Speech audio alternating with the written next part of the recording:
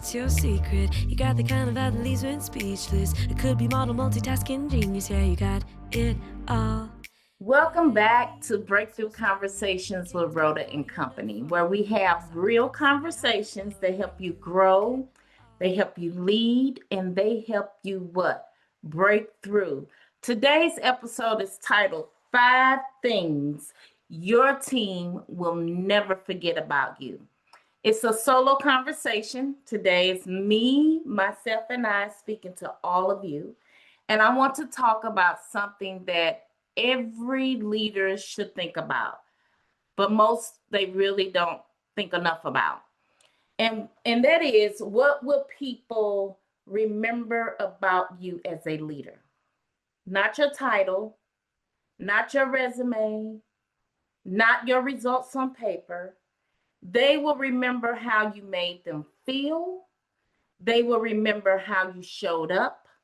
And they will remember who you were when it mattered most. And I've worked with leaders across multiple industries. I've coached them, I've developed them. I've seen the best, and unfortunately, I've seen the worst. And I can tell you something with a great amount of certainty, and that is there are a few things your team will never forget about you, and that includes me. There are some very positive stories and memories, but I'm positive there are some that are less positive and didn't get to experience me in the moment where I had evolved and matured as a leader. So for those that perhaps are listening, please forgive me. So let's get into it. Remember, I said it's five things your team would never forget about you. Number one, they will remember how you made them feel about themselves. You can be brilliant, you can be strategic, and you can drive results. But if people leave interactions with you feeling small, feeling unheard, or feeling invisible, that's what they will carry. And I remember early in my career working my way up from the parking garage to the boardroom. I never forgot the leaders who saw me before I even saw myself.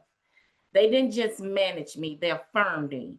They would say things like, Rhoda, I see something in you. Rhoda, you have the potential to make a lot of money. Rhoda, you can do more than this. And those words stay with you. And guess what? The opposite stays with you too. So ask yourself this: when people leave a conversation with you, do they feel better or worse about who they are? That's number one. They will remember how you made them feel about themselves. Number two, they will remember if they could trust you. Trust is not built in big speeches, it's built in small moments. It doesn't come 911 when you need it. You have to already have it built and stored up. Did you keep your word? Did you own mistakes? I've seen leaders lose trust not because they made a mistake, but because they tried to explain it away. They wouldn't take ownership. They lacked accountability. Or because they lacked the courage to be honest and forthcoming and assume that there would be conflict. So they run from it. People don't expect perfection. They really just want honesty and transparency. I worked in environments where trust was really, really high, and I worked in environments when it was really, really low. And in those environments where it was really low, everything felt harder. Same work, it's the high trust environment, different leadership.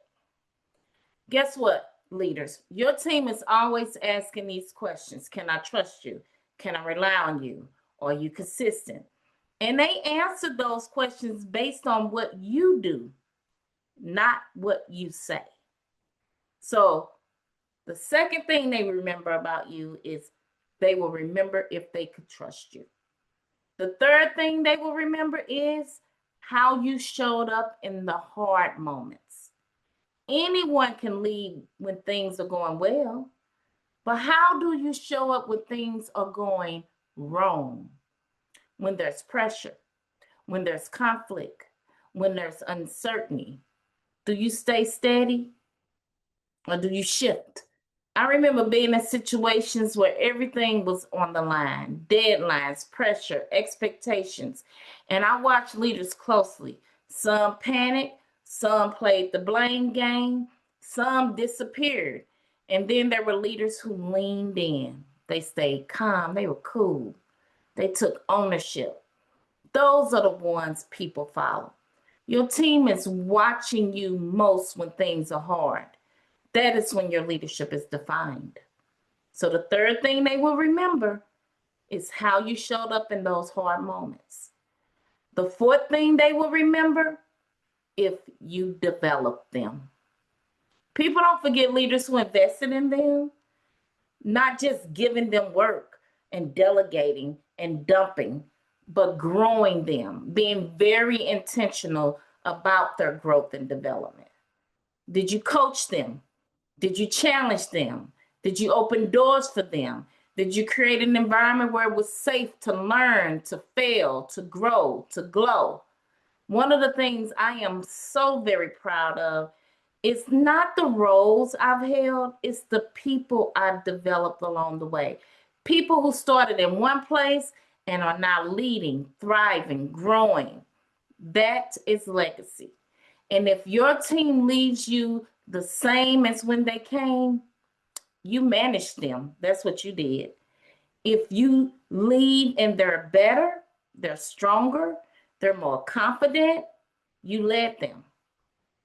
So the fourth thing people will remember is if you develop them. And the fifth thing they will remember is if your actions matched your words. You can say all the right things, values, culture, trust, inclusion, growth, but your team is watching what you do. Did you live it or did you just say it? I've seen leaders talk about transparency, but operate in silence. I've seen leaders talk about development, but never coach. They wouldn't even approve you to engage in a development opportunity. I've seen leaders talk about trust, but micromanage. People see it. And once they see the gap, it's hard to close that. Alignment builds credibility. Misalignment breaks it. So that fifth thing people will remember is if your actions match your words. So here's what I want you to sit with. If your team described you today, what would they say? Not what you hope they would say. What would they actually say? Because your leadership is being remembered right now. Every meeting, every decision, every interaction, every one-on-one that you cancel or you don't have, every time you're looking and checking emails while they're talking to you and you're not listening, everything is being watched. What are they remembering about you right now? This isn't about being perfect, and it is not about being all mushy and lovey-dovey either. It's about being intentional. If you want to be remembered as a leader, you have to lead in a way that leaves a positive mark on people and not a traumatic scar. That's the work I'm doing in my upcoming book, Make Them Remember: 7 Principles to Shape the Leadership Legacy You Leave Behind. Leadership that people carry with them long after the role is over. And to everyone listening, take one of these 5 and work on it this week. That's how leadership grows. That's how it evolves. That's how it matures. Thank you for tuning in to Breakthrough Conversations with Rhoda and Company. And your breakthrough begins with how you choose. Notice I said how you choose to lead. What will they remember about you? Thank you for listening. Hey, what's your secret? You got the kind of vibe that leaves me speechless. It could be model multitasking genius. Yeah, you got it all. Hey, what's your story? A kick-ass mom and 40 under 40. A soccer practice in your high heel glory. Yeah, you do it all.